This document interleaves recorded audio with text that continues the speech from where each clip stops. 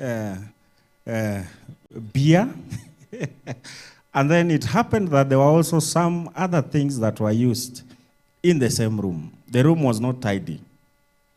So the moment the guy saw me, he thought I was the guilty one. And he told me, I'm a Christian, I don't think we'll live like this. I've talked to the housekeeper, he's telling us that you look like a gentleman. But the evidence here is opposite. Then I told him, what's happening? I'm just coming in. Just get off the door, we check what is happening. And then when I got inside, I was also surprised. Then I asked him, are you the one? Then we all laughed. And the funniest thing is that together we were able to serve God in the ministry. We were able to extend the ministry even to the military of this country. We were serving at the DOD. We were doing the evening services there with them. And with the same person who happened to be a child of a soldier. And from that, he was also attached to the ministry. We also happened to minister together with him, even through the KMTCs. And we saw the hand of God in our lives. So most of the time, we are having a topic that some of us fear talking about, and it's a topic on addiction, where you will find somebody so engraved into certain behaviors that doesn't honor God and also themselves. We were discussing with Pastor Noah the other day, and I stood guided that of all the important topics we had, we still needed to discuss something about addiction. And even as we discuss, maybe I'll begin from a story in the Bible. And this is the story of the destruction of Sodom and Gomorrah. And we'll read from the book of Ezekiel 16, and we'll take 49 to 50. The New King James Version. Look, this was the iniquity of your sister Sodom. She and her daughter had pride, fullness of food, abundance of idleness. Neither did she strengthen the hand of the poor and the needy. And then 50 goes ahead and tells us that. And they were haughty and committed abomination before me. Therefore I took them away as I saw it fit. That's another story where we find people who are addicted into things that ended the whole of a city into destruction. Some of us may ask that we have a few aspects of that. Is pride a sin? It is the same pride that the easiest way to fall, we are normally told, is to have a spirit of pride. The easiest way to fall. Those who studied physics, you'll be told there was something called free fall, where you are not aided. The funny thing is that when you climb up, you are aided to go up. You may need a ladder, you may need a craft like aircraft to climb up. But when coming down, gravity will assist you. And we are told that pride is one of the easiest ways to fall down. Number two, we are also told fullness of food. Then I wonder, fullness of food. I know most of us will wonder, gluttony, fullness of food. It just means taking more than enough for your own self and forgetting about others. So I know some of us are also guilty of such offenses. My brother may take up the case. And then there is abundance of idleness. Then I wondered, some Englishmen say that an idle mind is the devil's workshop. So could it mean that when we don't deny ourselves certain things, we are not humbled? When we don't pray and fast, and when we stay idle, then we are prepositioned to do certain mistakes.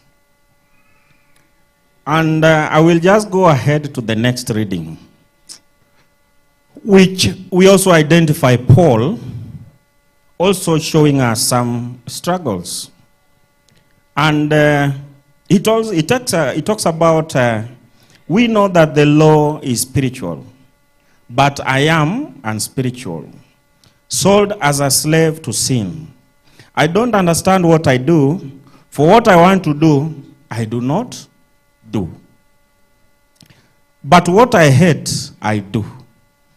And if I do what I do not want to do, I agree the law is good. As it is no longer I myself who do it, but it is in sin living in me. So I wanted us to understand that even when you are in the walk of salvation, the struggle for being pure and the struggle for standing in faith and getting the last reward still is alive in us. And it doesn't depart. So let's not assume that the moment you have been saved, it is all done. We are told that it is a walk. So the moment you are saved, you have just begun. The moment you confess Christ, you have just begun. And somebody may ask, what is addiction? When we look at the dictionary definition of the same, they indicate that it's a condition of being unable to stop using or doing something as a habit, especially something harmful. So there are certain habits that you may find yourself in that are actually harmful to you, to your community, and to everyone around you. So we are supposed to look deep into our hearts, search. And this is what we need as Christians. Search yourself so that you continuously improve. We are told that it can be produced either by the habitual taking of drugs or regularly engaging in certain behaviors, and they have given an example of gambling. So let's underline some of those.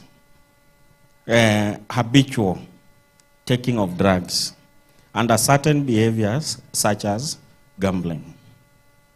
And when you find yourself indulging in the same, then you are called an addict. So being an addict, you have found yourself in a certain habitual behavior that you cannot easily get yourself out of it. And I'll challenge us. As Christians, you are not immune. So there is some work we need to do so that we restore back our relationship with God. And we talk of two main types of addiction. The first one being physical addictions. And these are situations where you find yourself, for example, taking alcohol, and you begin small, and then it becomes habitual. And you find yourself taking drugs more and more, to the extent that you are destroying your body, which is the temple of God. We have nicotine addiction, or nicotine. Then we have several. I know young men understand better than we do. We are told they are opioid. We have methamphetamine. I don't know what they are. Those who are in the medical world can support us. But it's researched that actually people are taking some of these drugs. We have cocaine, we have inhalants, we have prescription drugs that make you feel high for some time. Then, of course, another one is caffeine. Those who are addicted to coffee, you find yourself, you can't easily get out of it, and you are entangled into it. So, I don't know, but maybe it's also something you may work around. There are those also addicted to tea. So let's make sure it's not harming us. So let's just moderate those ones, because they are also food. But we are told what happens when you have an excess of food. You also preposition yourself for other issues. Sindio? And then we have cannabis. I know those who are from the west of Kenya, most of the things revolve around cannabis. We were used to be told that measles, take it, blow it on the child. Wash the child in cannabis. If a baby has colic, grind the seeds, then put some water inside. Then give the child to drink. The child will be high, and the child will forget that she was supposed to cry. Somebody also told us, put a bit of simsim, sorghum, and all that concoction. Then prepare porridge with some cannabis seeds. Your child will not trouble you. They'll become bigger in size. And to a certain extent, we were told they'll become some of the biggest rugby players. I don't know. So forgive us. Somebody once said, Wanyore wengi wako rugby. And you know what happens in Bunyoreland. So I beg us. I know my sister, don't feel offended. I just used it as an example. So certain things you may find that it is actually the community around you. And some leaders also talk of those who've started understanding around behaviors. Also talks about something called idiosyncrasies, where somebody believes, since I come from a certain village, then I have to take this thing. So maybe I'll also give another example. In campus, we happen to be with certain friends. And then we had a room in our third year. So finally, we used to walk around our routes. And then someone made a joke. Panapo mnyore, bangi na kuwa mwenyewe. Because some of your relatives might be smoking, or friends, and as they come, they drop the seeds, and then it grows. So wherever there is somebody from there, there will be something grown around, even without nobody planting the same. And then I looked, and I said, okay, it seems as if I also come from the same place. And then I looked at my neighbor, he confirmed, okay, I am also from the same place. So could this be the reason why we have a lot of these around? Only to realize somebody else had planted them. So that is something that we really need to get out of ourselves. Don't have a feeling that because you belong to a family where a big number of them are engaged into drugs, so you say, I may not be an exemption. You are saved, you worship God, but silently you find yourself in a certain corner, still indulging yourself in things that destroy you, harm you, and also harm our walk in salvation. Then we also find the environment you are brought up in. Some people say you are brought up in a violent community where everything is solved through a fist, a stone, a knife, an arrow, a spear, or even a gun. So as you grow up, whatever you think that helps you solve a problem is around where you came from. So your environment would really tend to do much into what you will want to form yourself into. Another thing is, there is another joke also, that those who are brought up with their grandparents always have a level of indulgence, overindulgence. People who believe that whenever I see something good, it should belong to me. Maybe because the grandparents have learned a lot of mistakes they did in parenting, and they now think they can do it differently with this other child. And then they end up overindulging you. You cannot be beaten. You cannot be corrected. And then they give you some of the best food. And they mobilize resources to make sure you are comfortable. So there is an assumption that if you are brought up with them, then you will have a very hard time in managing stress. There is also an assumption that the firstborns, if you are a firstborn, you'll be a disciplinarian and you will have your way always. Now imagine both of you are firstborns. I think we were telling such a story while we were traveling. We had a very long travel. And I can confirm we got lost twice. And there is a mzee who seemed to know the route. And he assured us, just go straight this way, you'll get there.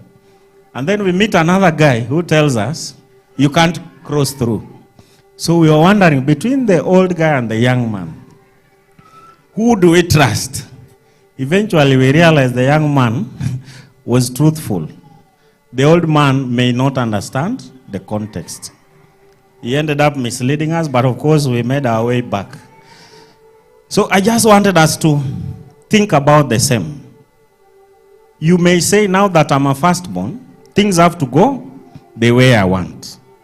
And if it doesn't go that way, you feel depressed, disappointed, and then you push yourself into certain corners to meditate. As you meditate about them, you become a devil's workshop. And you are sowing and inviting spirits that may also mislead you and get yourself into things that you are not supposed to be in. And there is also another one of lastborns, where you say, as a lastborn, I need to be served. I was used to that.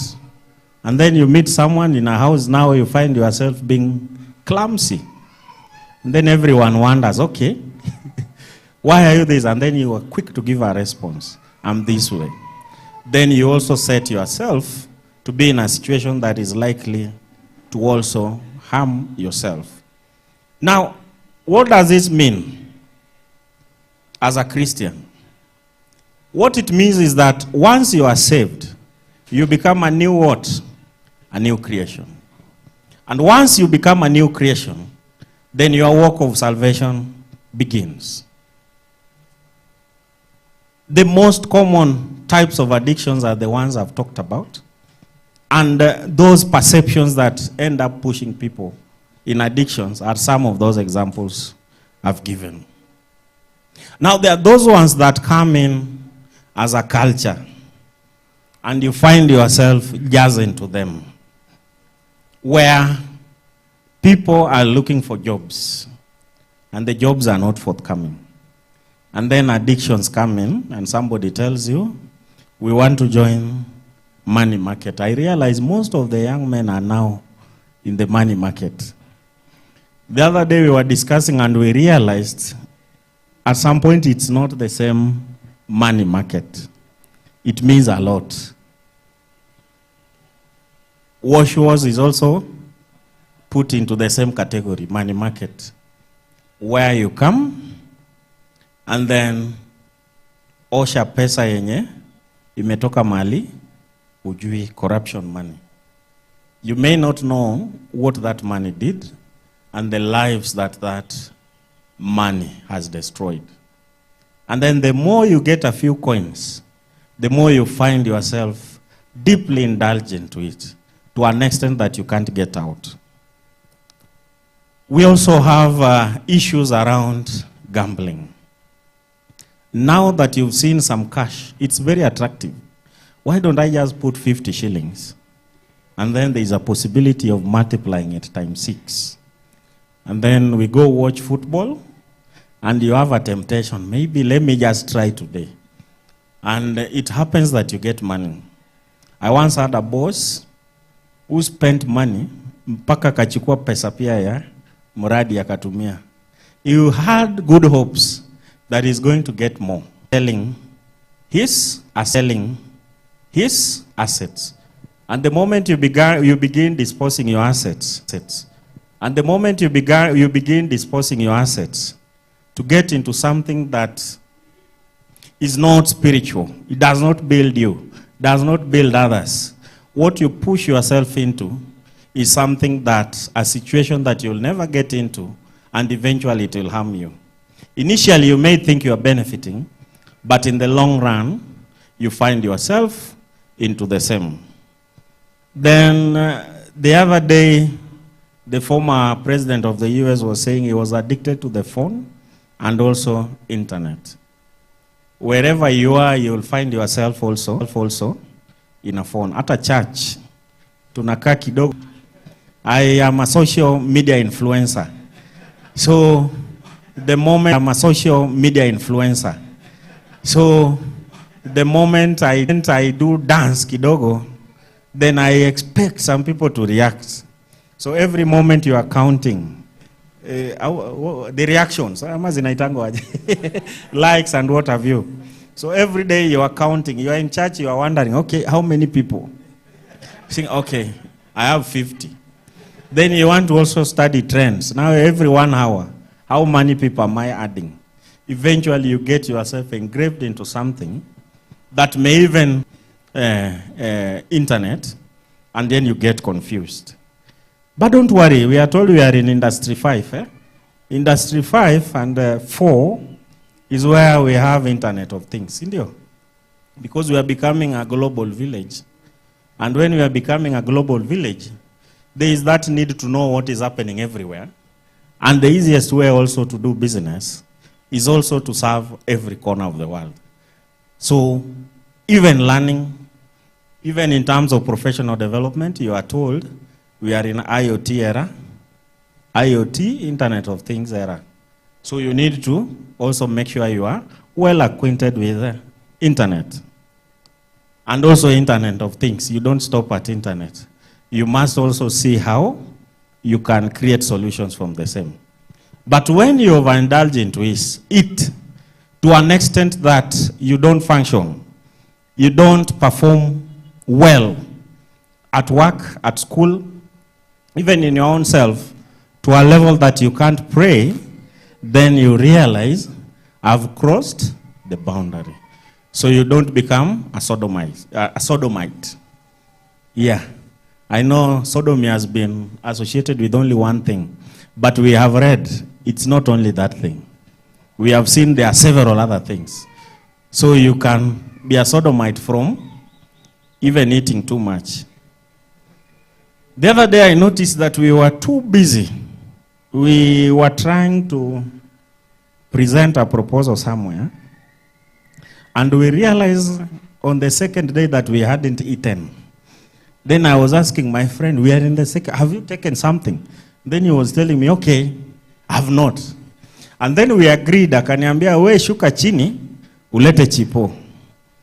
I climbed down, but I don't know what happened on the way. I came back without anything. And we finally realized that about midnight, that even myself, I didn't do what I was sent to do. I don't know, there's a phone that came by, and somebody else asking for directions, and I found myself climbing up after midnight, and we didn't take anything. So we had to arrange again. And now, contact